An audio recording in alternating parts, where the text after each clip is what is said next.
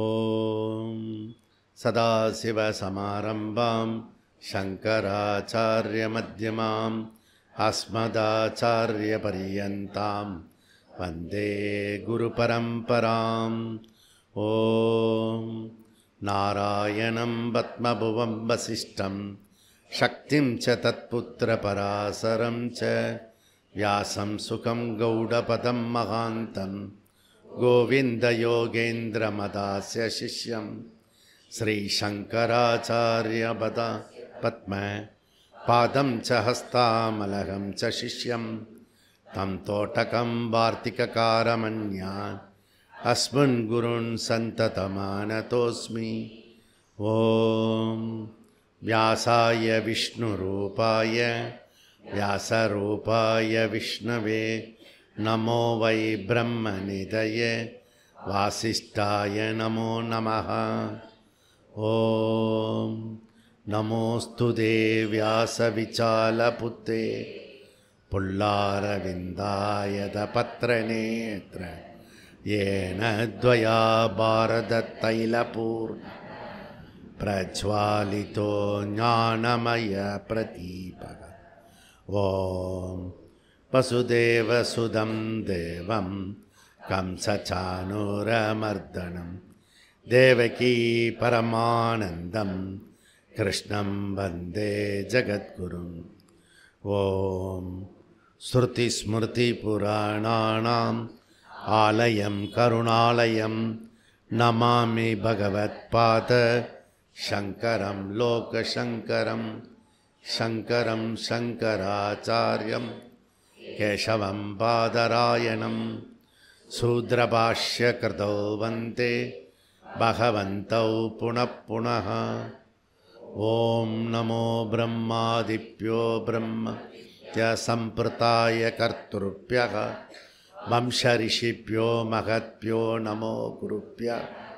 सर्वोपप्लवरहितप्रज्ञानगण प्रत्यगर्तो ब्रह्मैवाहमस्मि. ॐ ईश्वरो गुरुरात्मेति मूर्तिभेदविभागिने व्योमवद्व्याप्तदेहाय दक्षिणामूर्तये नमः. ॐ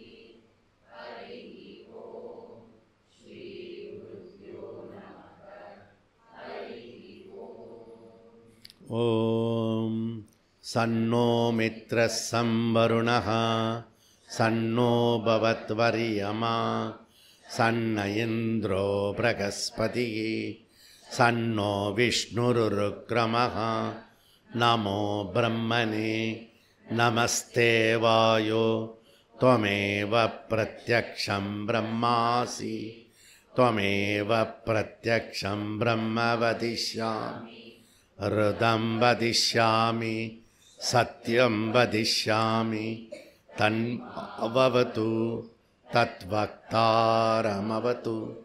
अवतु माम् अवतु वक्तारम्.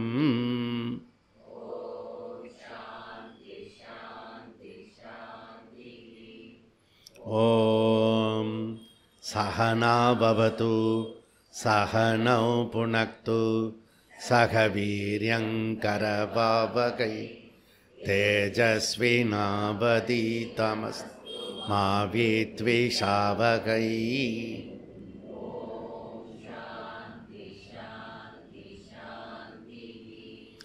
ॐ यच्छन्तशां वृषभ विश्वरूपः सन्तोऽप्योऽत्यमृता सम्बभूव समेन्द्रो मेधै स्पृणोत् अमृतस्य देवदारं भूयासं शरीरं मे विचर्षणं जिह्वा मे मधुमत्तमा करुणाभ्याम्बुरित्रं ब्रह्मणः कोऽसोऽसि दया पिहितः श्रुतं मे गोपाय ॐ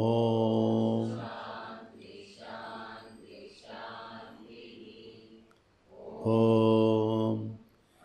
अहं वीर्क्षक्षरेरिव केतिपृष्ठं गिरेरिव ऊर्ध्वपवित्रो वाजि इव स्वमृदमस्मि द्रविणकुं स्वर्चसं सुमेता अमृतोक्षितः इति त्रिसङ्गोर्वेदानुवचनम्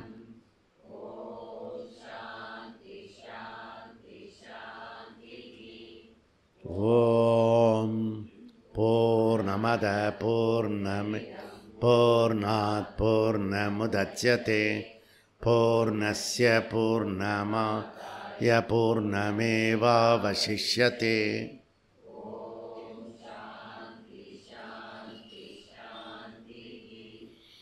ॐ आप्यायन्तु ममाङ्कानि वा प्राणचक्षुश्रोत्रमतो इन्द्रियाणि च सर्वाणि सर्वं ब्रह्म उपनिषतं माहं ब्रह्म निराकुर्य मा ब्रह्म निराकरोत् अनिराकरणमस्तु न मे अस्तु तदात्मनि निरतेय उपनिषत् धर्मास्ते मयि सन्तु ते मयि सन्तु।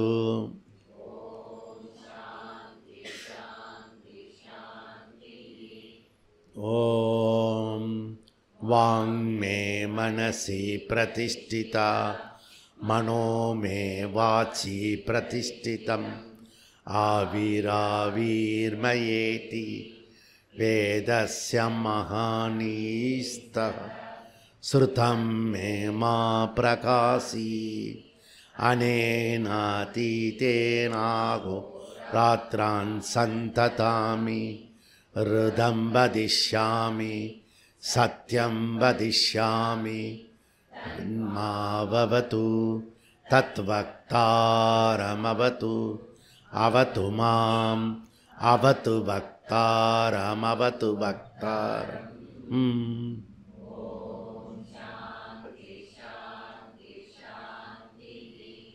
ॐ भद्रं नो अपि वातयमनः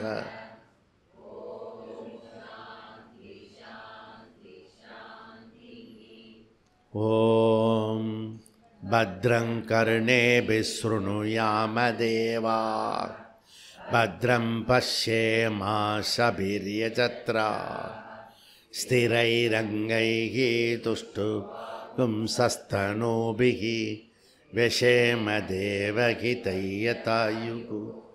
स्वस्ति न इन्द्रो वृद्धस्रवा स्वस्ति न पूषा विश्ववेदा स्वस्ति नस्तार्क्ष्यो अरिष्टनेमिः स्वस्ति नो बृहस्पतिर्दधातु।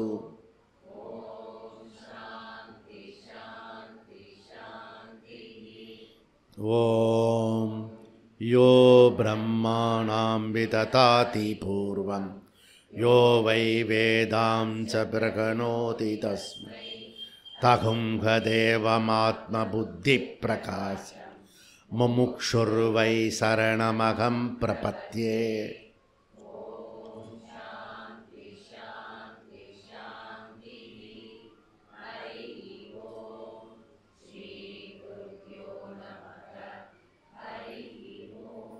பக்கம் 159 சூத்திரம் 5 பிராமணே ஜைமினிः உபன்யாசாதிப்யः சிதிதன்மாத்ரேண ததாத்மஹாத்வத் இதி ஔடுலோமிகி एवमपि उपन्यासात् पूर्वभावात् अविरोधं पादरायणः संकल्पादेव तु தச்ருதேः அதயேவ ச அனன்யாதிபதிः அபாவம் பாதிரிः ஆகஹ்யேவம் பாவம் ஜைமினிः விகல்பாமனநாத் द्वादशाहवत् उपयवितं पादरायणोदः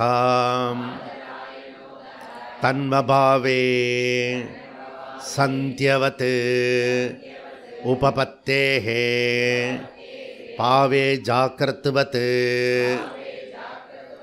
प्रतीभवत् आवेशः तथा हि दर्शयति स्वाप्यय संबत्योः अन्यतरापेक्षम् आविष्मकृतं हि जगद्व्यापारवर्जम् प्रकरणात् असन्निहितत्वाच्च. இப்போ அஞ்சாவது அதிகரணம் முடிச்சுட்டு ஆறாவது அதிகரணத்துக்கு நம்ம இப்போ பயணம் பண்ணி வந்திருக்கோம். 4-4-15 பிரதீபவதா ஆவேசா ததாகி தர்ஷயதி. முதல்ல 3 அதிகரணம் ஜீவன் முக்தனுடைய பலம். இப்போ 4வது அத்தியாயம் 4வது பாதம் பலத்தை பற்றி சொல்லி முடிக்கிறார் ஆச்சாரியர். வியாசாச்சாரியர் என்ன பண்ணுறாருன்னா பலத்தை சொல்லி பிரயோஜனம் சொல்கிறார். அதில் 2 விதமான பிரயோஜனம் சொல்கிறார்.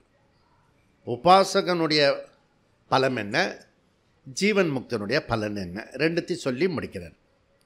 அதில் முதல் 3 அதிகாரம் ஜீவன் முக்தனுடைய பலம். அடுத்த 4, 5, 6, 7 4 அதிகரணம் சகுண முக்தனுடைய பலம். அதாவது பிரம்மலோகத்தில் இருக்கிறவனுக்கு பேர் சகுணமுக்தன், பூலோகத்தில் இருக்கிறவனுக்கு பேர் ஜீவன் முக்தன். அவ்வளோதான். ஸோ இதனுடைய பலன். இப்போ 4வது அத்தியாயம் 4வது பாதத்தை இப்போ முடிக்கிறோம். நாம் என்ன பண்ணுறோன்னா முதல் 3 அதிகரணத்தை நம்ம 108வது பிரம்ம வித்யா சிபிரில் ரிஷிகேஷில் எடுக்க போகிறோம். இப்போ அடுத்த 4 அதிகரணத்தை நம்ம இப்போ எடுத்துட்டுருக்கோம். இப்போ சங்கர மடத்தில் சப்தாகம் அப்படின்னா 7 வகுப்பு எடுக்கிறோம். 18 சஷ்டியில் ஆரம்பித்து 25 பிரதோஷம் வரைக்கும் இந்த வகுப்பு தொடரும். வெள்ளிக்கிழமை வரைக்கும் இருக்கும் இந்த வகுப்பு. இது வரைக்கும் 4 அத்தியாயம் 4வது பாதம் 4, 5 அதிகரணம் முடிச்சிட்டோம். இப்போ 6வது பிரதீப அதிகரணம். இதில் 2 சூத்திரம் இருக்குது. சகுண பிரம்ம உபாசன பலம், பிரம்மலோகஸ்திதிகி அண்டு விபூதி அனுபவா. 2 விதமான பலன் இருக்குது. பிரம்மலோகஸ்திதிகி அங்கே இருந்து அனுபவிக்கிறது. என்ன அனுபவிக்க? விபூதி அனுபவத்தை அனுபவிக்க, விபூதி அனுபவம். ஓகே, அதில் எப்படி பண்ணுறான் இந்த உபாசகன்னா, சத்தியகாமா சத்திய சங்கல்ப ஈஸ்வரன் அவர் நினச்ச மாத்திரத்தில் என்ன வேணால் செய்வார், அது விரும்பினது கிடைக்கும். அப்படிப்பட்ட ஈஸ்வரனை திரும்ப திரும்ப திரும்ப உபாசனை பண்ணால் கிருத்து நியாயப்படி நீங்கள் எதை உபாசனை பண்ணுறீங்களோ அதுவே கிடைக்கும். புரியுதா? அதனால தான் நம்ம லைஃப்பில் நான் மோசம்னு சொன்னேன்னா மோசமாக போயிடுவோம். நான் நல்லா இருப்பேன் என்னால் முடியும் அப்படின்னு நீங்கள் பண்ணிங்கன்னா மேலே நிலைக்கு வருவீங்க. அப்போ எப்பவுமே கேவலமாக பாட்டு பாடக்கூடாது. புரியுதா? அதுவாகவே ஆகிடுவோம் நம்ம. ஏன்னா மேலே இருக்க 30 கோடி தேவதைகளுக்கு இந்திரன் ஒரு ஐடியா சொல்லி கொடுத்துருக்கான். அவன் பூலோகத்தில் என்ன கேட்டாலும் ததாஸ்து சொல்லிவிடு அப்படி, அவன் பொறுப்பே ஆகிடும். புரியுதா? அப்போ நீ எப்பவுமே ஒப்பாரி வச்சுட்டு இது பண்ணி எனக்கு இப்படி ஆகிடும், ஏன் ராசி ஏப்ப ராசி அப்படியே சொல்லிக்கிட்டு இருந்தீங்கன்னா அப்படியே கடைசி வரைக்கும் ஆனந்தமாக வாழலாம். புரியுதா? அதனால் உன் மனசை தான் திருத்தணும். அதை திருத்திட்டோம்னா அங்கே சரியாயிடும். இவன் ஈஸ்வரனை, சத்தியகாம சத்திய சங்கல்ப ஈஸ்வரனை அனுசந்தானம் அவன் உபாசனை பண்ணதுனால அந்த சக்தியை அவனுக்கு கிடச்சிடுத்து. சங்கல்ப சக்தி வந்துடுது உபாசகனுக்கு. அந்த சங்கல்ப சக்தின்னா வில்லு, அது ஒரு சக்தி, வில்லு புரியுதா, அது வில்லு இருக்கணும். ஓகே, அப்போ சரீரத்தோட இவனுக்கு இந்த என்ன விரும்புகிறானோ அதை வந்து சரீரத்தோடையும் என்ஜாய் பண்ண முடியும், அசரீரத்தோடையும் என்ஜாய் பண்ண முடியும். சரீரம் இல்லாமையும் இவன் என்ஜாய் பண்ண முடியும். எனிதிங். நேற்றுக்கு சரீரம் இருந்து அக்காரா வடசல் வந்து சாப்பிட முடியாமச்சு. ஏன்னா டாக்டர் அட்வைஸ் வந்து இவங்க இந்த வருஷான்னு ஒரு பெரிய அறிஞருக்கு சொல்லியதுனால அவங்க தடுத்து நிறுத்திட்டாங்க. எப்பயோ கிடைக்கிறத அவங்க கொண்டு வந்தாங்க. அதில் இப்படி வாய் இது கைக்கு கட்டினா கூட வாய்க்கு எட்டாதவும் போயிடும். இப்போ புரியுதா? அந்த மாதிரி பெரிய மனுஷிக்கிட்ட அவங்க வந்து ஒரு பெரிய மனுஷாக நினச்சி சொல்லியிருக்காங்க. அவளும் வந்து ஃபுல்லாக எக்ஸிக்யூஷன் பண்ணிட்டாள். ஆனால் இன்றைக்கி காலையில் கிளாஸுக்கு வந்துட்டாள். அதுதான் பெரிய சிறப்பு. புரியுதா? நீ தடுத்து நிறுத்ததெல்லாம் அப்புறம். அதனால் வந்து முனி பாதிரிக்கு முனி ஜெய்மினிக்கு 2 பேருமே என்ன சொல்கிறாங்கன்னா, காரணம் 2 பேருமே சொல்கிறது சரி அப்படின்றார் வியாசாச்சாரியர். ஆனால் டயகனலி ஆப்போசிட்டாக சொல்கிறாங்க. ஒருத்தர் வந்து சரீரம் இருக்குன்றாரு, ஒருத்தர் வந்து சரீரம் இல்லைன்றாரு. 2த்தையும் வந்து வியாசாச்சாரியர் சரின்றாரு. எப்படி டயகனலி ஆப்போசிட் எப்படி சொல்ல முடியும்? நம்ம ஊரில் வேணால் பகல் ராத்திரி வந்து பகல் பிறக்கிறதுன்னு சொல்ல முடியும். அது ராத்திரி எப்படி பகல் பிறக்க முடியும்? பிறக்க முடியாது. அது டயகனலி ஆப்போசிட்டு. அது இந்த நாட்டில் வந்து ஒரு பய கேள்வி கேட்க மாட்டானே. அது என்றைக்கு யூடியூப்லலாம் வரப்போகிறது தெரியல. என்னடா இது பகலில் வந்து ராத்திரியில் வந்து பகலில் பிறக்கிறது அப்படின்றது எவனும் கேட்க மாட்டான். புரியுது? பகல் வந்து பகலில் தான் பிறக்கும், ராத்திரி வந்து ராத்திரி தான் பிறக்கும். இது ஒரு சாமானியப்பட்ட விஷயம். இதை வந்து ஒரு 20-30 வருஷம் சொல்லின்னு இருக்கேன் நான். எவன் காத்துலேயும் ஓதலை. வரும், திருப்பி வரும், யாராவது வரும். இப்போ எல்லோரும் பிஸியாக இருக்காங்க, கெட்ட காலத்தில் இருக்காங்க. நல்ல காலம் வந்தோடனே இதை பற்றி யோசிப்பாங்களோ என்னவோ தெரியல. பிரம்மலோகத்தை பற்றின விஷயத்தை இவர் ஏன் வந்து வியாசாச்சாரியர் 2 பேர் கருத்தும் ஒன்றுன்னு சொல்கிறாரு? இவன் கிரீன்விச் டயத்தை எடுத்துக்கிட்டான்னா அது வந்து அடிமைத்தனம், மோகம் இன்னும் இருக்குது. ஓகே, இங்கிலீஷ்காரன் போயிட்டு வந்த அந்த விஷயம் இருக்குது, அடிமைத்தனம் இருக்குது. இவர் ஏன் வந்து 2த்தையும் ஒத்துக்கிறாரு? இப்படி ராத்திரி பகல் மாதிரி ஏன் ஏற்றுக்கிறாரு? அது இல்லை, 2 பேருமே ஸ்ருதி வாக்கியத்தை சொல்கிறாங்க. பாதிரி கோட் பண்ணுறதும் ஸ்ருதி வாக்கியம், ஜெய்மினி சொல்கிறதும் ஸ்ருதி வாக்கியம். அப்போது எவ்வளோ கேர் எடுத்துக்கிறார் பாருங்கள் வியாசாச்சாரியன். ஒருத்தன் வந்து ஸ்ருதி வாக்கியத்தில் பிரமாணம் காட்டிட்டான்னா அதை மறுக்கிறதுக்கு நமக்கு சக்தி கிடையாது. அப்போது அதை வந்து ஸ்ருதி வாக்கியம் அவங்க 2 பேரும் காட்டினதுனால வியாசாச்சாரியர் என்ன பண்ணுறாருன்னா அதை தர்க்கத்தில் கொண்டு வரார். ஓகே, யுக்தி பூர்வமாக அதை நிரூபிக்கிறார். சங்கராச்சாரியர் அனுபவபூர்வமாக நிரூபிக்கிறார். இப்போ ஒரு விஷயம் புரியணும்னா, இந்த ஞானமாகனா ஸ்ருதி, யுக்தி, அனுபவம், லாஜிக் இருக்கணும். பிறகுதா அது வந்து ஸ்ருதி ஒட்டின இதுவாக இருக்கணும். இப்போ இதில் வந்து இதெல்லாம் பயன்படுத்தி அவன் பிரம்மலோகத்தை அடையிறான அந்த பலம் இருக்கு இல்லையா, அந்த பலம் வந்து அனித்திய பலம். அதை நம்ம புரிஞ்சுக்கிறதுக்கு ட்ரை பண்ணணும். கொஞ்சம் புத்தி நமக்கு சிந்திக்கிற சக்தி இருந்ததுன்னா நம்ம வாழ்க்கையிலேயே இப்போ வந்து நிறைய பிரச்சனைகள், காலையிலேருந்து எழுந்திரிச்சு வரைக்கும் ஒவ்வொரு மாதமும் பிரச்சனையில் நம்ம திண்டாடின்னு இருக்கோம். அப்போது பிரம்மலோகமும் பிரச்சனையாக இருக்கிறது, இந்த பூலோகத்தில் இருக்கிறதும் பிரச்சனையாக இருக்கிறது. இப்போ பிரச்சனையே இல்லாமல் எப்படி பண்ணுறது? அதுக்கு தான் வழி கொடுக்குறது ஜீவன் முக்தன். நீ வாழ்ந்துன்னு இருக்கும்போதே பிரச்சனை இல்லாமல் வாழ முடியும். அப்படி சொல்லி கொடுக்குற ஒரு கலை தான் வாழும் கலை. அப்படிலாம் வேறு எவனோனோ போட்டுருக்கான். வாழும் கலை ஒன்லி ஃபார் ஜீவன் முக்தன். இங்கேருந்து காப்பி அடித்தது அதெல்லாம். புரியுதா? அதை அடித்தது ஒன்று. அப்போ நம்ம சொல்கிறது நித்திய பலம். அப்போ என்னுடைய இதை கேட்குறதுனால எனக்கு என்ன ரெலவெண்ட்டு இல்லையா? ரெலவெண்ட் இருந்தால் தானே இங்கே வர முடியும்.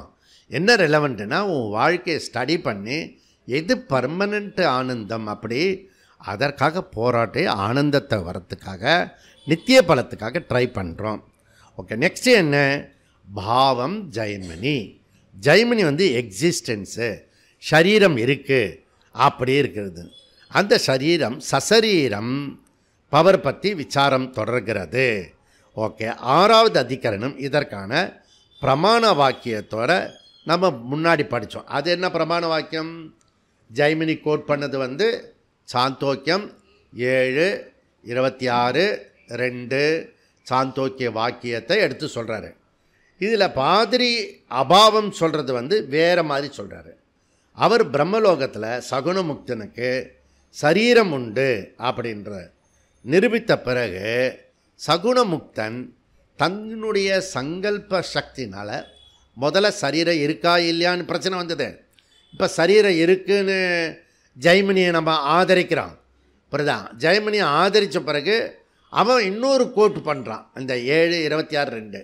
அதில் என்ன சொல்கிறதுனா, சக ஏகாதச பவதி, திரிதா பவதி, பஞ்சதா பவதி, சப்ததா பவதி, நவதா பவதி, இப்படி போயிட்டே இருக்கிறது. சரீரம் ஒரு சரீரம் மாத்திரம் இல்லை, போய் 1020 சரீரம் இருக்குன்னு உபநிஷத்தை சொல்கிறது. ஒரே மனுஷனே நிறைய சரீரங்கள் எடுக்க முடியும். இதுதான் இன்றைக்கி டாபிக். இப்படிதான் 2 நாளாக படிச்சுட்டு இருக்கோம். நிறைய சரீரம் எடுக்க முடியும், ஒரு சரீரம் மாத்திரம் இல்லை, நிறைய சரீரம் எடுக்கிறதுன்றத நம்ம சீக்வன்ஸாக இப்போ பார்த்துட்டு இருக்கோம். அப்போ இந்த பிரம்மலோக விஷயத்தை படிச்சுட்டு இருக்கோம் நம்ம. இப்போ பிரம்மலோகத்தில் சங்கல்ப சக்தி உடையவன் ஒரு சரீரம், சங்கல்பத்தினால ஒரு சரீரம் மாத்திரம் இல்லை, நிறைய சரீரத்தை எடுக்க முடியும். அதை வந்து பிரமாணத்தில் சொல்லிட்டான். ஓகே, சரி. இதில் என்ன பிரச்சனைகள் வரும் அப்படின்னா, நமக்கு வந்து ஒரு டவுட் இருக்குது. அது என்ன அப்படின்னா, நமக்கு இந்த சரீரமே அச்சாணியாக இருக்குது. இது ஒரே சரீரம்தான், நம்ம தெரிஞ்சோ தெரியாமல சார்வாக மாதிரி ஒர்க் பண்ணுறோம். இந்த சரீரம் டெம்பரவரி, இது உயிர் போன பிறகு இதை வந்து எரிச்சிடுவாங்க, அடக்கம் கூட பண்ண மாட்டாங்க. உனக்கு எந்த ஊரில் வந்து இடம் இருக்குது உனக்கு சொல்லு, எங்கே பின்னாடி இடம் வச்சுருக்கேன் அப்பார்ட்மெண்ட்டில் ஒன்று புதைக்கப்பாங்களா? புதைக்க விட மாட்டாங்க, புதைச்சாலும் எடுத்துருவான். புரியுதா? ராத்திரி அப்போ வந்து எரிக்கிறது தான் முடியும். புரியுதா? அப்போ இந்த சரீரம் வந்து கண்டிப்பாக வந்து டிஸ்போஸ் பண்ணிவிடுவாங்க. புரியுதா? நீ மூச்சு உடையா எப்போன்னு காத்துட்டுருப்பான். அதுக்காக ஒரு பெரிய குரூப்பே வேலை பண்ணுறது. ஓகே, உனக்கு தெரியாது, உனக்கு அவுட்டரில் இது எப்போ போயிடுச்சுன்னா என்ன பண்ணலான்றத ஒரு பெரிய குரூப் வேலை பண்ணின்னு இருக்கிறது. ஓகே, எப்படி கொண்டு போகலாம், என்ன பண்ணலான்லாம் ஐடியா இருக்கிறது. அதனால் இதெல்லாம் ஒரு விஷயம். சரி, அப்போது நமக்கு என்ன ஒரு ஐடியா இருக்குன்னா, ஸ்ட்ராங்காக இந்த ஒரே ஒரு சரீரம் தான் இருக்குன்னு. 2 நாளுக்கு முன்னாடி அது நீங்கள் ரொம்ப திட்டிட்டீங்க, நாய் குதிரை கழுதைன்னு திட்டிட்டீங்கன்னு. அதில் ஒரு ஜீவராசி, புரியுதா? இந்த பிறவி விட்டுட்டேன்னா உனக்கு மனுஷ பிறவியே கிடைக்கணும்னு கட்டாயம் கிடையாது. ஓகே, ஏன்னா நீ இப்போ புண்ணியம் பண்ணியிருக்கானே உன் அக்கௌண்ட்டில் பார்ப்பார். அதுக்கப்புறம் வந்து ஏதோ ஒரு மூடில் வந்து சஞ்சித கர்மாவில் பாதி பாவத்தை நிறைய எடுத்துட்டாருன்னா கழுதியாக குதிரையோ பிறக்க விட்ருவார். புரியுறதா? லோலாயப்படணும். அதனால் அறிவு உள்ளவன் இந்த ஜென்மத்திலேயே கடை தேரணும். புரியுறதா? இதைத்தான் நீங்கள் பார்த்துக்கணும். இப்போ நமக்கு ஒரு சரீரம் இல்லை, 84 லட்சம் ஜீவராசிகள் இருக்குது, வேறு சரீரம் இருக்குது. இந்த சரீர அமைப்பை வச்சு இப்படிலாம் இருந்துன்னா, நிமிர்ந்து உட்காந்துன்னா மனுஷ சரீரம் பேர். இப்படி இருந்துன்னா அந்த சரீரம் 4 காலு பிராணி. புரியுறதா? அப்படி கூட போக முடியும். இல்லை சும்மா இடத்த விட்டு நகராமல் இருக்கிற ஒரு சரீரம் இருக்குது. அது ரொம்ப வருஷமாக பார்த்துட்டுருக்கோம். நம்ம 20 வருஷமாக எங்கே பார்த்துட்டுருக்கோம்? எதிர்க்க. நீங்கள் பார்க்குறீங்களே இல்லையோ, நான் எதிர்க்க பார்த்துருக்கேன். இந்த அரச மரம், புரியுதா? விருட்சமும் ஜீவன், நம்ம மாதிரி ஜீவன். அது மூச்செலாம் விடுறது, அது புரியுதா? ஜீவன். இப்படி முதல்ல நிறையா இருக்கிறது. அதனால திட்டலை, புரியுதா? ஏதோ ஒரு ஜீவராசியை சொன்னேன் அப்படின்னு அர்த்தம். புரியுறதா? நீ என்ன நினச்சிக்க? நீ தான் வசதி, நாய் குதிரையெல்லாம் வந்து கேவலம் நினச்சின்னு இருக்க. நீ எல்லாமே ஒரே மாதிரி தான் இருக்கும். அதுவும் முறைக்கும், அதுவும் சிரிக்கும், அதுக்கும் பசிக்கும், அதுவும் விரதம் இருக்கும். நீ திட்டினா சாப்பிடாது, புரியுதா? நாய், புரியுதா? நீ யோசிச்சு பாரு நீ. அதனால் வந்து எல்லாத்துக்கும் இருக்கிறது. இந்த ஒரே சரீரத்தில் தான் இருக்குன்ற ஐடியா நமக்கு மாத்திரம் இல்லை, அர்ஜுனனுக்கு. இமம் விவஸ்வதே யோகம் புரோக்தவான். இமம் விவஸ்தே புரோக்தவான் அப்படின்னு சொல்கிறார். பகவானே டிக்ளேர் பண்ணுறார், நான் வந்து விவஸ்வானுக்கு சொன்னேன்டா, அதை தான் உனக்கு இப்போ சொல்கிறேன் அப்படின்றார். உடனே நம்மளை மாதிரியே கேள்வி கேட்குறான். சரீரம் நமக்கு பக்கத்துலேயே, நீ அத்தை வீட்டு பையன், இப்போ தான் பிறந்த, அது வேறு கிருஷ்ண ஜெயந்தி வேறு கொண்டாடுறோம், என்ன ஹாப்பி பர்த்டே கொண்டாடுறோம், நீ இப்போ தான் பிறந்தாலும் நீ வந்து சரீரம் இருக்குது, நிறைய சரீரம் இருக்குன்றத சொல்கிறான்.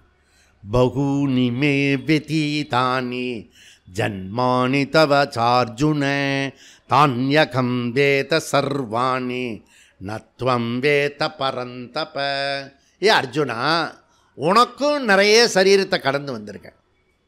இப்போ நம்ம இங்கே வந்திருக்கோம் இல்லையா, நிறைய பேர் பல சரீரத்தை கடந்து தான் இப்போ இந்த மனுஷ சரீரத்துக்குள்ளே, வேதாந்த சரீரத்துக்குள்ளே இப்போ வந்திருக்கோம் நம்ம, புரியுதா?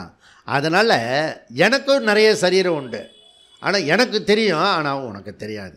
நான் வந்து அவதாரம், நான் வந்து அவதாரம், நீ வந்து ஜன்மம். ஓகே, அவதாரம்னா என்ன? இறங்கிறது. அவதாரம் கீழே இறங்கிறது, புரியுதா? ஜென்மன்னா என்ன? அது கல்லை வந்து கணத்தில் போட்டேன்னு வச்சுக்கோ, தொப்புன்னு போய் விழும், ஃபால்ஸ்ன்னு பேர், புரியுதா? அப்படி தமால்னு அந்த அம்மாவோட கர்ப்பப்பையிலேருந்து டமால்னு புஷ் பண்ணி வெளியில் வந்து விழும், அதுக்கு பேர் ஜன்மன்னு பேர். நல்லா பிரமாதமாக வந்து அங்கே இது எல்லாம் இதுன்னா இதெல்லாம் அடிப்பாங்களே, இந்த ஸ்மெல்லாம் வருமே, பர்ஃப்யூம். அம்மாவோட வயிற்றில் வந்து பர்ஃப்யூம்லாம் அடித்து அந்த குழந்தைய வந்து அப்படியே ஃப்ரெஷ்ஷாக அப்படிலாம் வருங்க. அது வந்து மலம் மூத்திரத்தில் இருந்து முதந்து அதுக்கப்புறம் பிறக்கிறது. தெரியுமா உனக்கு? ஒரு சாக்கடையிலேருந்து பிறக்கிற நீ முதல்ல நீ வளர்ந்து ரிஃபைண்ட் ஆகி தாமரையாக இப்போ வளர்ந்துருக்க, நீ வேதாந்தமாக வந்திருக்க, நீ புரியுதா? அதனால் இப்படி வந்து டமால்னு வந்து இப்படி பிறக்கிறதுக்கு பேர் ஜன்மா, இறங்கிறதுக்கு பேர் அவதாரம். நான் அவதாரம், நீ ஜன்மா. ஓகே, அதனால தான் திட்டுறாங்க, ஜன்மா எந்த ஜென்மமோ அப்படின்னு திட்டுறதெல்லாம் இதுதான் காரணம், புரியுதா? அப்போ யாராக இருந்தாலும் நம்ம வந்து கர்மத்தினுடைய பலனை அனுபவித்து ஆகிறதுக்கு சரீரம் எடுத்தாகணும். எந்த சரீரம் எடுக்கிற நீ தான் பண்ணணும். அப்போ பல சரீரம் எடுத்திருக்கோம். உபாசகன் வந்து பண்ணின கர்மம் சிகரம், அது என்னது? உபாசனை பண்ணியிருக்கான், தியானம் பண்ணியிருக்கான், பொழுதனைக்கும் தியானம் பண்ணியிருக்கான், புரியுதா? நமக்கு வந்து 10 நிமிஷம் பண்ணுறதுக்கே ஏம்பாடு உம்பாடுன்றது. நம்ம தியானம் பண்ணுவோம் வேதாந்தி, அது சித்த ஏகாக்கிரத்துக்காக நமக்கு மினிமம் தியானம் பண்ணணும், புரியுறதா? ஸோ இங்கே ஒரு அம்மா செய்யூர்லேருந்து வந்தாங்க. அந்த அம்மா வந்து தியானம் பண்ணி இப்போ 4 சென்ட்டு இடமே வாங்கிடுது. ஓகே, அது வந்து காலையில் 2 மணிக்கெல்லாம் தியானம் பண்ணோம் உக்காந்து. அதெல்லாம் ஒரு தியான குரூப்பு இருக்குது, புரியுதா? கை மேலே இப்போ சும்மா இப்படி பண்ணுறதுக்கே வந்து இது இருக்குது. தியானத்தை கலைச்சிடுவாங்களாம் அந்த அம்மா சொல்கிறது. நான் நல்லா போவோம் ஜி தியானம், அப்போ வந்து கழிச்சு விட்ருவாங்க ஜி அப்படின்னு, புரியுதா? அதனால் எல்லா இடத்துலையும் வந்து நீ வந்து நல்ல சீரியஸாக வந்து உட்காந்து இந்த இப்போ இன்றைக்கி வந்து 81 82 கிளாஸு பகவத்கீதை கிளாஸு நேற்றுக்கு போட்டது 81 போட்டுட்டோம். ஓகே, போட்ட உடனே வந்து ஆவேசத்தோடு இருந்து அதை டைரெக்டாக இந்த ப்ரைம் டைம் அப்படி இல்லை, ப்ரைம் டைம்லேயே வந்து கேட்டுட்டேன். எப்போ திங்கக்கிழமை வரும், எப்போ செவ்வாய்க்கிழமை வரும், எப்போ புதன்கிழமை வரும் அப்படின்னு சொல்லி அப்படியே உங்கள் முகத்தெல்லாம் பார்க்கும்போது அதில் வந்து நீ போட்ட உடனே கேட்குற, நீ வேறு எல்லா வேலையும் அப்புறம்டா, இதுதான் என் ஜென்மத்தை அறுக்கக்கூடியது. அதனால சொல்லிட்டு அப்படி கேட்டு நீ கிளாஸ் கேட்குற, நீ புரியுதுதான்? ஓகே, அதை வந்து செலக்ட் பண்ணுற, அதை வந்து ப்ரெசன்ட் பண்ணும்போது என்ன பண்ணுற? ஸோ அதை வந்து 4-5 தடவை 10 தடவை 20 தடவை கேட்டு மைண்டில் வந்து ரிஜிஸ்டர் பண்ணி, அதுக்கப்புறம் கண்ணாடி முன்னாடி கிட்ட போய் நின்று அது எப்படிலாம் அப்படி புருவத்தை வசதி சொல்கிறது இது சொன்னது அதெல்லாம் டயலாக்லாம் கற்றுண்டு அதுக்கப்புறம் வந்து இந்த சண்டே அன்றைக்கி கிளாஸில் வந்து ப்ரெசன்ட் பண்ணுறேன். அப்போ தெரியுது எப்போ சிரிக்கணும், எப்போ சிரிக்கக்கூடாது, முறைச்சுட்டே சொல்லிவிடக்கூடாது 10 நிமிஷமாக, புரியுதா? ஒரே மாதிரி. ஓகே, அதில் வந்து எல்லா விஷயமும் இது சில சமயம் வந்து 15 நிமிஷத்தில் போயிடும், 15 நிமிஷம் போயிடும், அதிலே கவனமாகி இருக்கிற பாயிண்ட்டை விட்டுருவான், புரியுதுதான்? அது வந்து ரெலவெண்ட்டாக ஜாய்ஃபுல்லாக வந்து எடுக்கணும். ஓகே, அந்த சென்டரில் ஒருத்தர் இருப்பார், அவர் வந்து நிறுத்து அப்படின்னா நிறுத்திடணும். புரியுதுதா? இப்போ நம்ம வருஷ பிறப்புக்கு நிறுத்தினோம்ல, அப்படியே நிறுத்து அப்படின்னா அப்படியே நிறுத்திட்டோம். 77லேயே நிறுத்திடும். ஆச்சரியமாக போச்சு. 200 பேர் சேர்ந்து 77 வந்து நிறுத்திட்டான் பகவத்கீதை ஸ்லோகத்தை. அப்படிதான். அதுக்கப்புறம் கடைசி ஸ்லோகத்தை வந்து ப்ரேயரோடு முடித்தோம். அப்படி இருக்கணும். அப்போ பல சரீரம் நமக்கு இருக்கிறது. அதில் வந்து இந்த உபாசகன் சகுனமுக்தன் ஒரே நேரத்தில் பல சரீரத்தை எடுக்கிறான். இப்போ என்ன முக்கியமான டவுட் வருதுன்னா, இந்த சங்கல்ப சக்தி பண்ணுற ஒரு மைண்ட் இருக்க, அதனால் பல சரீரம் எடுக்கும்போது அந்த பல சரீரத்தில் இருக்கிறதுலாம் மைண்டு இருக்கா இல்லையா? இந்த மைண்டே அங்கே போகிறதா, இல்லை ஒரு சரீரத்துக்கு செப்பரேட் மைண்டா?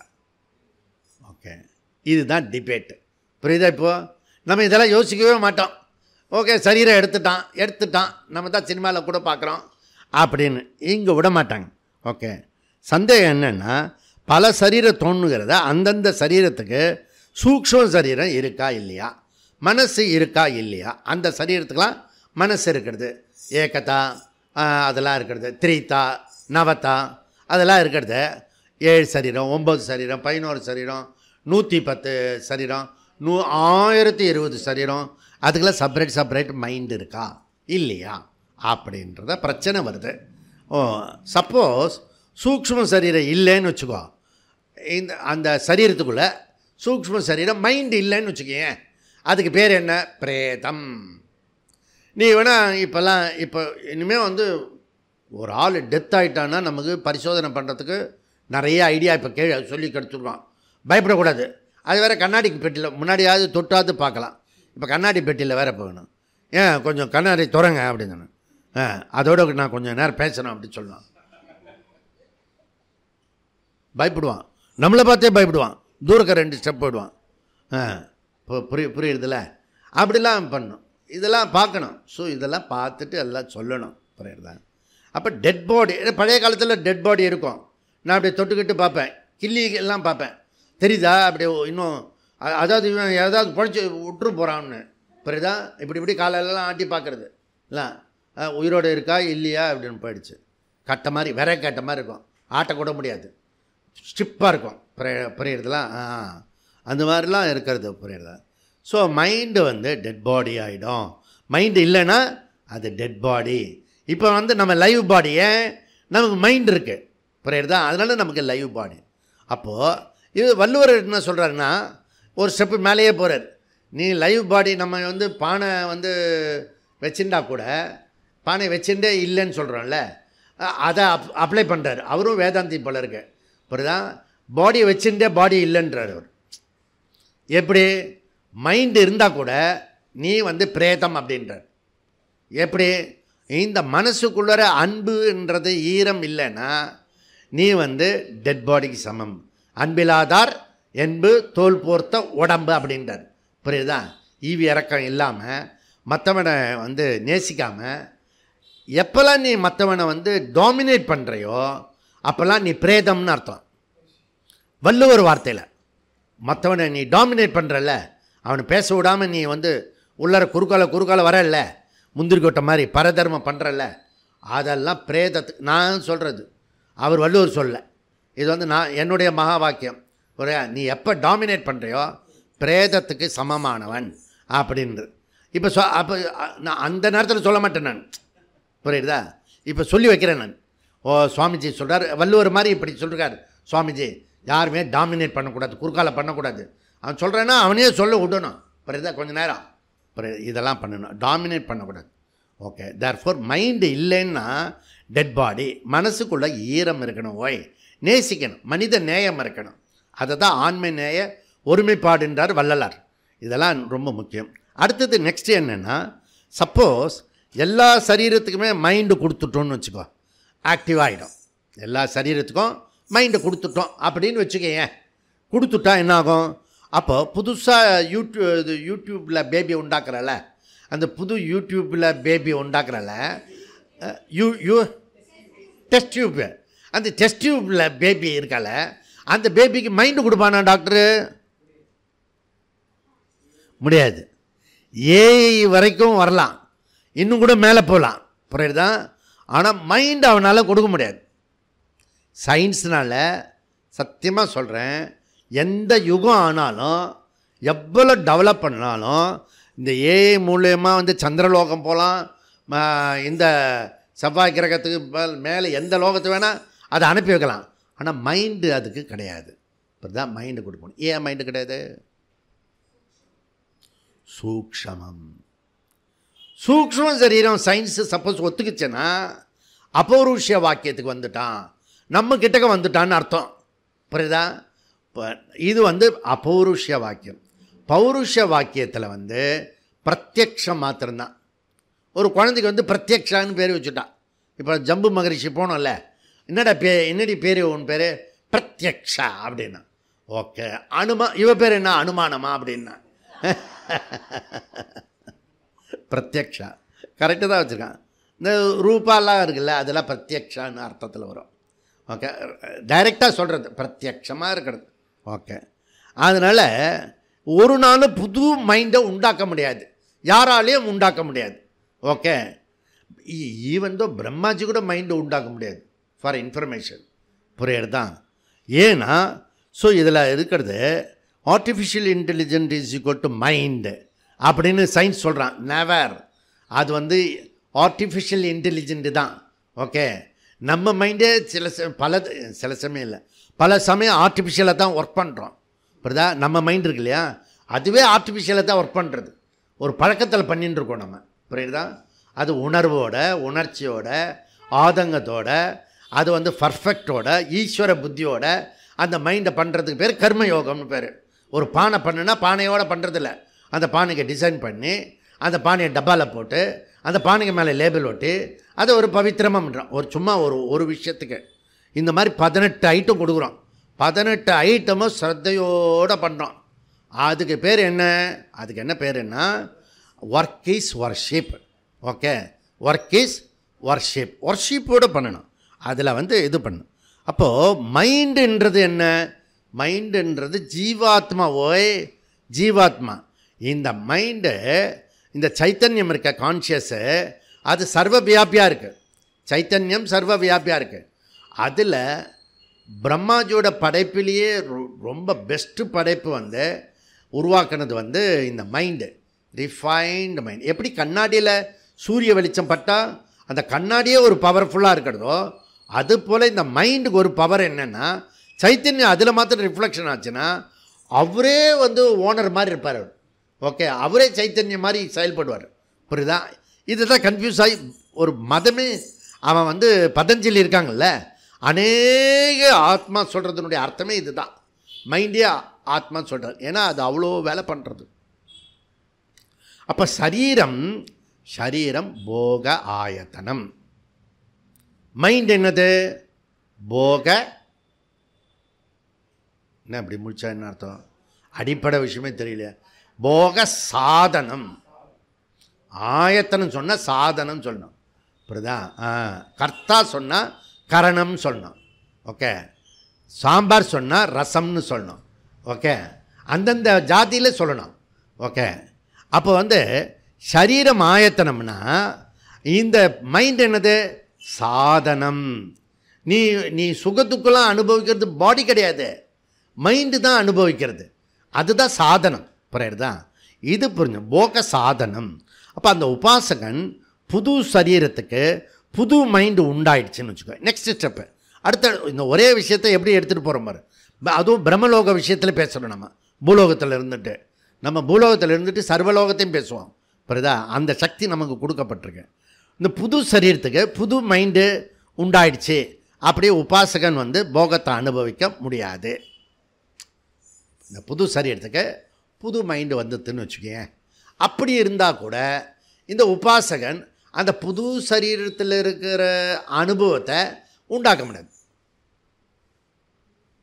இப்போ வந்து அந்த அக்காரா வடசில் வந்து வர்ஷா கொடுத்துட்டேன், அவள் சாப்பிட்டதை நான் அனுபவிக்க முடியுமா? அனுபவிக்க முடியாது, புரியுதா? அவள் சாப்பிட்டது அவள் டேஸ்ட்டு தான், அவளுக்கு தான் தெரியும், புரியுதா? நான் சாப்பிட்டது நான் சாப்பிட்டது. அப்போ இன்னொரு சரீரம் சாப்பிட்றத இந்த சரீரம் வந்து அனுபவிக்க முடியாது. ஓகே, அப்போ அந்த சரீரத்தில் அந்த மைண்டு தான் அனுபவிக்க முடியும், இந்த சரீரத்தில் இந்த மைண்டு தான் அனுபவிக்க முடியும். இது மாத்திரம் தெரிஞ்சுதுன்னா நம்ம வீட்டில் இருக்க 5 கேஸ் இருக்குல்ல, 5 தனித்தனி சரீரம், தனித்தனி மைண்டு. புரியுதா? நீ அந்த மைண்டில் உன் மைண்டு எதுக்கு போகிற? நீனா யோகியா, உபாசகனா, சங்கல்ப சக்தியா? எல்லார் மைண்டில் அப்படி போயிட்டு வரத்துக்கு புரியுதா? உன் மைண்டுக்கும் நம்ம மைண்டே பெரிய வேலையாக இருக்க, அந்த மைண்டெல்லாம் உள்ளே போகவே முடியாது. புரியுதா? அதெல்லாம் புரிஞ்சுக்கோ. அந்தந்த மைண்டை இஷ்டத்துக்கு விட்டுடு. என் மைண்டு என்ன பண்ணணுமோ அதை மாத்திரம் பண்ணிக்கிட்டே இரு. ஓகே, இப்போ என்னென்னா அந்த புது சரீரத்துக்கு புது மைண்டு இருந்தால் கூட, இந்த சங்கல்ப சக்தியில் அப்படி பண்ணினா கூட இந்த உபாசகன் சகுணமுக்தன் அனுபவிக்க முடியாது. புரியுறதில்ல? செப்பரேட் ஆகிடுச்சு. இன்னும் ஏன் ப்ராப்ளம் இது? இப்போ இதை வந்து தான் ஸ்ருதியை அனுசரித்து தர்க்கம் பண்ணணும். ஸ்ருதியை அனுசரித்து தர்க்கம் பண்ணணும். நீ தர்க்கத்தினால ஸ்ருதியை ப்ரூஃப் பண்ணக்கூடாது. நல்லா புரிஞ்சுக்கணும். நிறைய பேர் பெரிய பெரிய இப்போ இருக்கிற புதுசாக நிறைய பேர் வராங்க இப்போ வேதாந்தத்துக்குள்ளே. அவங்க என்ன பண்ணுறாங்கன்னா தர்க்கத்தை லாஜிக்கை வச்சுட்டு ஸ்ருதியை வந்து ப்ரூவ் பண்ணுறாங்க. நம்ம வந்து யுக்தியை லாஜிக்காக சொல்லாதனால தான் நம்ம மதம் வந்து க்ஷீணமாகிடுச்சு. அப்படி கண்டுபிடிச்சி புதுசாக கொஞ்சம் பேர் கிளம்பியிருக்கான். புரியுதா? அப்போ மற்றவெல்லாம் வந்து முட்டாள் போல இருக்கு. டே, இப்போது யுக்தியை இது பண்ணலாம், கொண்டு வரலாம், ஆனால் ஸ்ருதியை அனுசரி. ஏன்னா 2 பிரமாணம் வேறு வேறு பிரமாணம். அது நல்லா புரிஞ்சுக்கணும். இப்போ மைண்டு இல்லைன்னா போகத்தை அனுபவிக்க முடியாது, மைண்டை புதுசாக உண்டாக்க முடியாது. அப்படின்னா புதுசாக மனசு வருவதாக இருந்தாலும் உபாசகன் அதை அனுபவிக்க முடியாது. பிரச்சனை உங்களுக்கு புரிஞ்சுதில்ல? நீங்கள் உபாசகனாக போக வேண்டாம். ஆனால் உபாசகன் ஒரு சகுணமுக்தனுடைய பிரச்சனையை பாருங்கள், எப்படி ஆயிடுச்சு பாருங்கள். இவ்வளோ கஷ்டப்பட்டு காலையிலேருந்து ராத்திரி வரைக்கும் கண்ணை மூடி தியானம் பண்ணினவனுடைய கதி இப்படிப்பட்ட கதி ஆயிடுச்சு. புரியுதா? ஓகே, அப்போ பல சரீரத்துக்கு மனசு உள்ளதா இல்லையான்னு இப்போ விசாரம். ஓகே, இப்போ உபாசகன் சங்கல்ப சக்தினால் தோன்றக்கூடிய சரீரத்துக்கு தனித்தனி மனசு உள்ளதா இல்லையா, இதுதான் இப்போ டிபேட்டு. மைண்டு ரெப்ரசன்ட்டு ஜீவாத்மா. யாருக்கெல்லாம் மைண்டு இருக்கிறதோ மைண்டு ரெப்ரசன்ட்டு ஜீவாத்மா. ஜீவாத்மாவை புதுசாக உண்டாக்க முடியாது, ஆத்மாவை புதுசாக உண்டாக்க முடியாது. ஸோ இப்போ வந்து சைத்தன்யம் plus mind is equal to ஜீவாத்மா. சைத்தன்யம் plus mind, inert mind is equal to சேதன மைண்டு. புரியுதா? ஜீவாத்மா. இந்த ஜீவாத்மா வந்து இப்படி உண்டாயிருக்கிறது. ஜீவாத்மா அநேகம், ஆத்மா ஏகம். இந்த இடத்துல தான் நிறைய பேர் தவற விட்டுட்ட விஷயம் அது. ஓகே, அப்போது நம்மளுடைய வெஸ்டி லெவலில் மைண்டு வந்து ஜீவாத்மா, சமஷ்டி லெவலில் இருக்கிற மைண்டுக்கு பேர் இப்போ சொல்கிற மாதிரிங்க, நான் சொல்கிறதே சொல்லணும். வெஸ்டி லெவலில் இருக்கிற மைண்டுக்கு பேர் ஜீவாத்மா, சமஷ்டி லெவலில் இருக்கிற மைண்டுக்கு பேர் பரமாத்மா. புரியுதா? இப்போ ஜீவாத்மா பரமாத்மா, சைத்தன்யம் பேஸு. புரியுதா? ஓகே, சரி, இது புரிஞ்சுக்கணும். அப்போ இந்த ஆத்மா இருக்க ஜீவாத்மா யாருமே உண்டாக்க முடியாது. காரணம் அனாதி.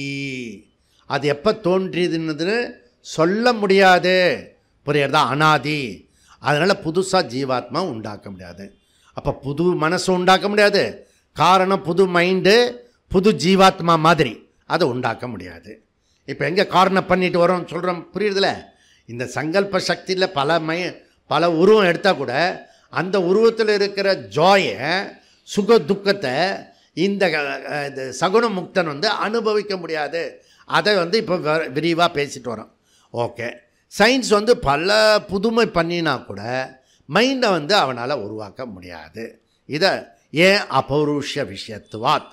ஓகே, அப்படின்னா நெக்ஸ்ட்டு சுருத்தியை அனுசரித்து தர்க்கம் பண்ணணும். தர்க்கத்தினுடைய அடிப்படையில் சுருத்தியை ஆராய்ச்சி பண்ணக்கூடாது, பண்ண முடியாது. முன்னாடி சொன்னதே தான் இப்போ சொல்கிறேன். இப்போ என்ன சொல்கிறாருன்னா, யோக சாதனம், போக சாதனம், மனசு வேறு வேறானது, தனித்தனி சரீரத்துக்கு தனித்தனி மைண்டு. தேர்ஃபோர் உபாசகன் எல்லா சரீரத்திலையும் போகத்தை அனுபவிக்க முடியாமல் போய்விடும். சங்கல்ப சக்தி வீணாகிவிடும், பிரயோஜனம் இல்லாமல் போய்விடும். அப்படின்னா பிரமாணம் பிரமாணனுடைய ஸ்டேட்டஸை இழந்துடும். இப்போ இதுக்கு பிரச்சனையை கண்டுபிடிச்சி ஆகணும். எவ்வளோ பெரிய பிரச்சனை பாருங்கள். அவனுக்கு நிறையா பிரச்சனை. நம்ம பிரம்மலோகத்தில் இருக்கிறதுல பிரச்சனையை தீர்க்க வேண்டியது. நாம் தெரிஞ்சிக்க வேண்டிய விஷயம் என்னென்னா, இதை நல்லா புரிஞ்சுக்கோ. எல்லா மைண்டும் ஒரே அளவில் இருக்காது. ஏன்னா கர்த்தா வேறு வேறு. அந்த மைண்டோட கர்த்தா இருக்கா இல்லையா, ஆக்ஷன் பண்ணுறானே, அவன் வேறு. புரியுதா? உங்களுடைய வீட்டில் இருக்கிற 5 பேர் இருந்தால் 5 கர்த்தா இருக்கிறது. அந்த கர்த்தா நீ என்ன சொன்னாலும் அதுதான் செய்யும். புரியுறதா? அப்போ மைண்டு வேறு, கர்த்தா தான் ஆக்ஷன். புரியுதா? கர்த்தா இருக்கிறது. ஓகே. இப்போ ஃப்ரெஷ் மைண்டும் உண்டாக்க முடியாது. மைண்டு இல்லாமல் போகம்னா சுக துக்கம் அனுபவிக்க முடியாது. அப்படின்னா இந்த சகுனமுக்தன் எப்படி தான் அனுபவிப்பான்? அதை தான் வியாசாச்சாரியார் இந்த 15வது சூத்திரத்தில் பதில் சொல்கிறார். புரியுதா? வியாசாச்சாரியார் எவ்வளோ தூரத்துக்கு வந்துட்டார்? ஒரே ஒரு வழி இருக்குது. இந்த சகுன முக்தனுடைய மைண்டு மற்ற சரீரங்களுக்கு எக்ஸ்டென்ஷன் பண்ணினா ஓரளவுக்கு அனுபவிக்கிறதுக்கு வாய்ப்பு இருக்கிறது. இதே மைண்டை அந்த சரீரங்களுக்கு எக்ஸ்டெண்ட் பண்ணலாம். புரியுதா? எக்ஸ்டெண்ட் பண்ணணும். ஓகே. அப்படி எக்ஸ்டெண்ட் பண்ணின சரீரத்தில் இருக்கிற மைண்டு நாட் இண்டிபெண்ட் மைண்டு. அது உபாசகனுடைய மெயின் மைண்டு. ஓகே. மெயின் மைண்டை சக்கரபாணி ஸ்டேட்டு எக்ஸ்டென்ஷன். ஓகே. ஒரு ஸ்ட்ரீட் இருந்தால் அந்த ஸ்ட்ரீட்டை எக்ஸ்டெண்ட் பண்ண முடியும். அந்த மாதிரி மைண்டை எக்ஸ்டெண்ட் பண்ண முடியும். எப்படி நீங்கள் பார்த்து டகுல் விட்றீங்க, மைண்ட் எக்ஸ்டெண்ட் அப்படின்னா இது பதஞ்சலி அதில் எக்ஸ்பர்ட். அவர் அதுலேருந்து எடுத்துக்கிறார். சங்கராச்சாரியர் பாருங்கள், குரோதமே நமக்கு அத்வைதிக்கு எங்கேயுமே பிரச்சனை கிடையாது, எல்லாரையும் எடுத்துப்போம். அவர் என்ன சொல்கிறார்? இந்த ஐடியாவை மைண்டு எக்ஸ்டெண்ட் கொடு அதர் மைண்டு, எல்லா மைண்டையும் எக்ஸ்டெண்ட் பண்ணுறதுக்கு எந்த விதமான அந்த மைண்டோட கலப்படம் இல்லாமல் எக்ஸ்டெண்ட் பண்ணுறதுக்கு அந்த மைண்டுக்கு பேர் காய வியூகா. காய வியூக, காயம்னா உடம்பு, வியூகா காய வியூகன்றார்.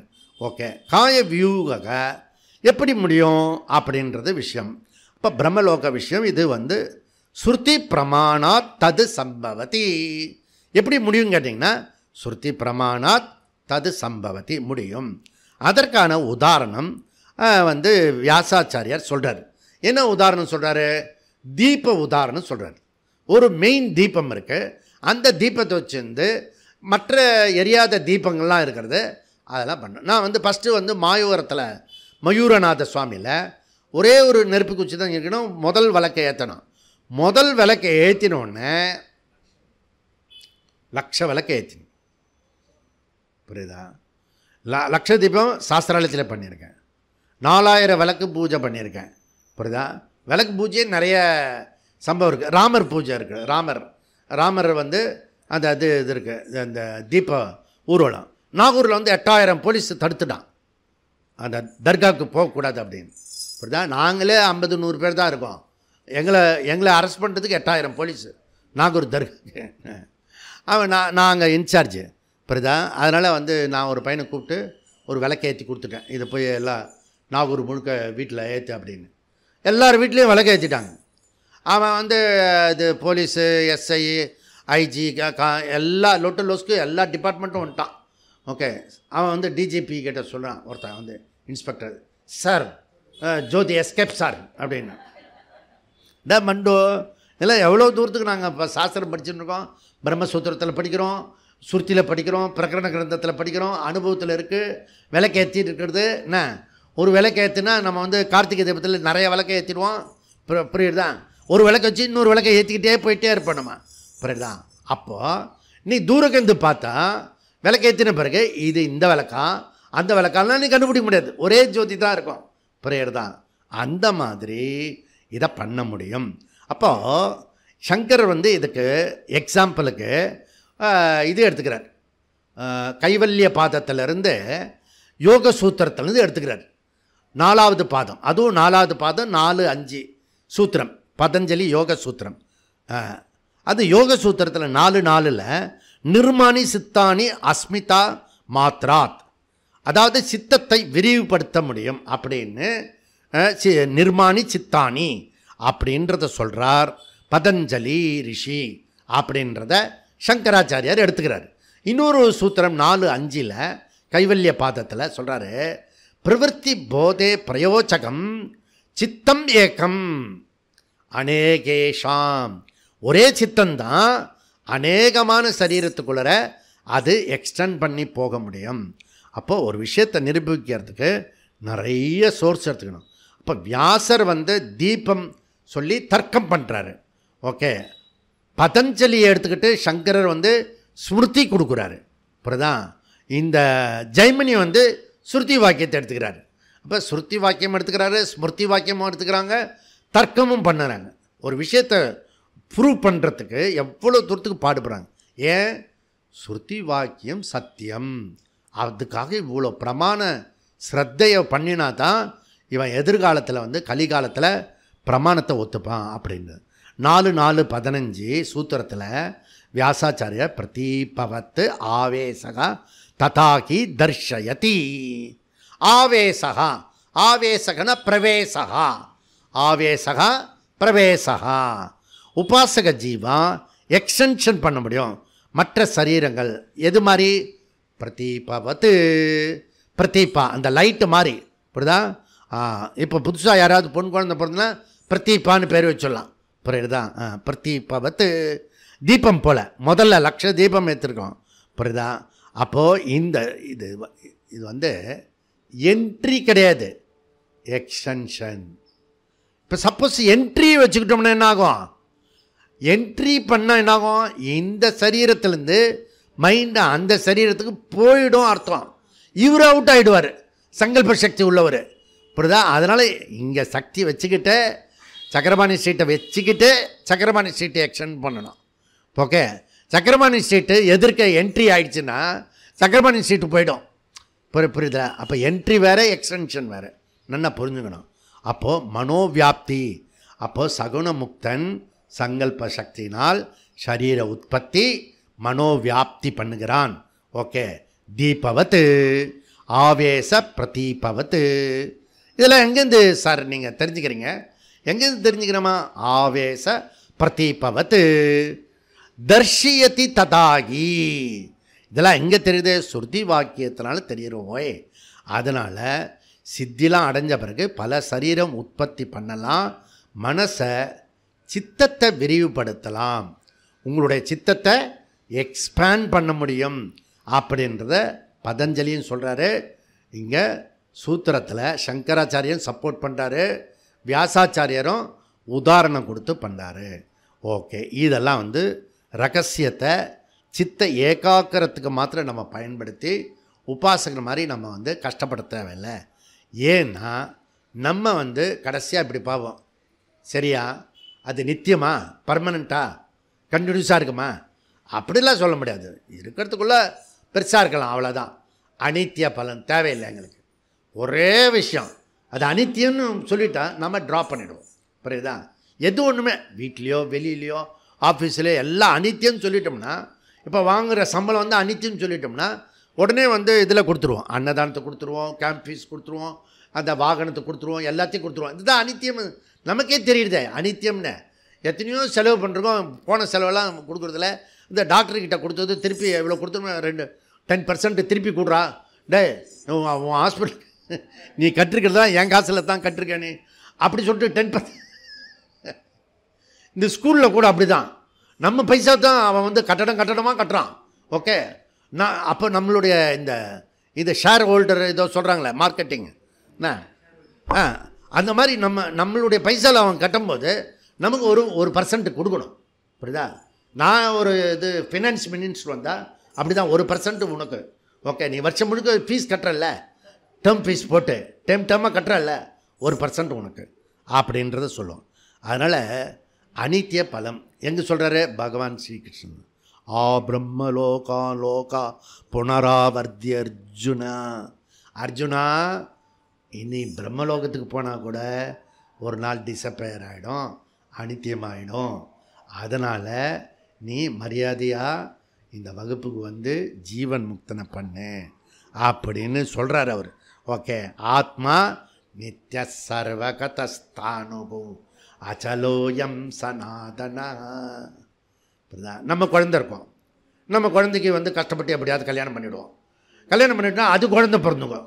அது குழந்தை பிறந்தோன்னா இந்த அம்மா வந்து ஒன்றுமே கண்டுக்காது. பாடுபட்டு பாரு, சும்மா பேசக்கூடாது. ஓல்டேஜ் ஹோமில் வேணால் சேர்க்குறேன், அதுக்கு என்ன செலவாகிறதா 50% தரேன், உங்கள் வீட்டுக்காரர் 50% கொடுக்க சொல்லுங்க. இப்போ புரியுதா? எங்கே வீட்டுக்காரருக்கானோ? இருக்காரு. ஓகே. ஆத்மா நித்திய சர்வகதஸ்தானுகோ. புரியுதா? ஆத்மா நித்திய சர்வகதஸ்தானுகோ. புரியுதா? ஆத்மா தான் பர்மனெண்ட்டு, இதெல்லாம் மீதெல்லாம் பர்மனெண்ட் இல்லை. ஸோ அப்படி சொல்லி ஆத்ம விசாரம் செய்யி.